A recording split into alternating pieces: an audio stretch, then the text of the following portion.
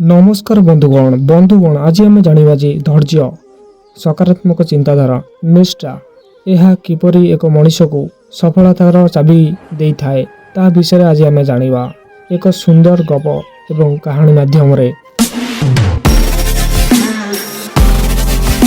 गोटी ग्राम लक्ष्मण नामक एक व्यक्ति रोते जी निज जोता तैयारी कर बिक्री करुले।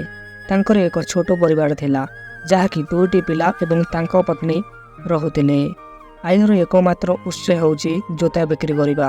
एथरु जहाँ टंका आसिला घर चलैया पाए से खर्च करुले। लक्ष्मण राति जोता एवं चपल तैयारी करी सकाळे जोता बिक्री करने को जाउतले।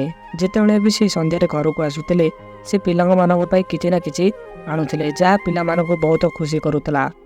लक्ष्मण तांकर जीवन में कौन बड़ लोभ नथिला। से जहाँ पाइले से खुशी रोते। से सर्वदा एक सकारात्मक भाव बास करुले। दिने यह घटिला जे सबुथर परी लक्ष्मण से दिन शीघ्र उठी जोता बिक्री करने को गले किंतु केही तांको जोता किणिले नाही। बुलाबुली करिया बेले संध्या होगला किंतु गोटे जोता बिक्री हुए नाही। जोथिपाई से निराश हो घर को फेरी आसिला। जितेबाला लक्ष्मण घर को गले तांको पिला माने कबाट पाखरे ठिया होइतिले। बापू आज आम पाई कौन आनिछंती से विषय कथबार्ता होते।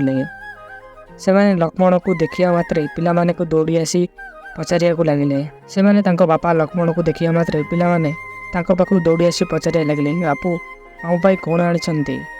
लक्ष्मण कहते मु किछि आनी पारली नाही। मु आसंता काली निश्चय भाव आनिबी। यह शुणी पिला माने दुखित होई चुपचाप निज कोठरी को चली जाती। यही कर्म अनेक दिन पर चलला। प्रतिदिन लक्ष्मण निराश होई घर को फेरी आसुतिले। दिने तांको दुख देखी तांको पत्नी पचारती कौन हला। तापर लक्ष्मण एक वशीभूत स्वर कहले मु अनेक दिन धारी जोता बिक्री करने को जाऊँगी किंतु मु जाने ना कहीं सेगुड़ी बिक्री हो ना। यह शुणी तांको पत्नी तांको सांत्वना दे कहले व्यस्त हो ना आसंता काली एगुड़िक बिक्री हम बर्तमान तुम खाद्य खाओ। लक्ष्मण आहरी मध्य भावती जे आसंता काली नुआ सकाळ शुभ हेब एवं तांकर आशा पूर्ण हेब। यह भावी से जोता तैयारी करने को आरंभ करती। यह पर से शोइबा को जाती। परदिन लक्ष्मण शीघ्र उठती एवं जोता बंटन करने को चलती किंतु पुणी थे समान घटना घटे। जोता बिक्री हुए ना। पुनर्बार से खाली हाथ में घर को आसती एवं प्रत्येक दिन पर लक्ष्मण को देखी पिला माने दौड़ी आसती पचारती बाबू आम पाई कौन आनिछंती।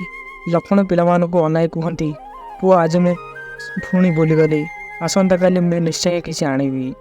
यह शुणी पिला माने पुणी निराश हुअंती आउ किछि न कही फेरी जाती। लक्ष्मण भावती मु तैयारी करते जोता कहीं कहीं क्रय करूनाहांती।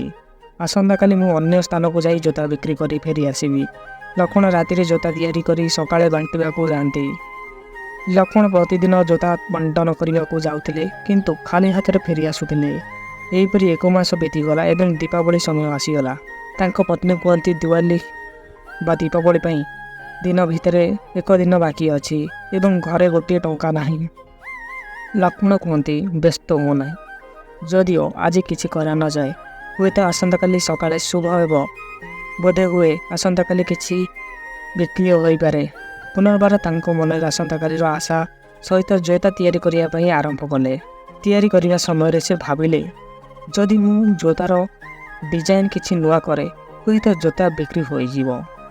यह सहित से जोता तैयारी करने को आरंभ कले। से दिन राति जोता को पुनर्निर्माण करी सकाळे पुनर्बार बिक्री करने को बाहरी जाती एवं तुम्हें क्वचित विश्वास करने को समर्थ हेब जे से दिन सकाळ उठी अपराह्न पर्यंत से मानकर जोता बिक्री हुए।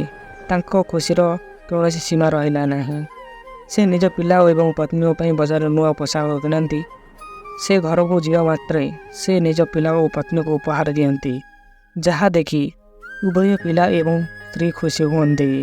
उपहार देवा बेले लक्ष्मण तांको पत्नी को कहिथिले जे आज समस्त जोता बिक्री होइछि एवं किछि व्यवसायी मध्य आउ एक जोता तैयारी करने पर निर्देश देइछन्ते।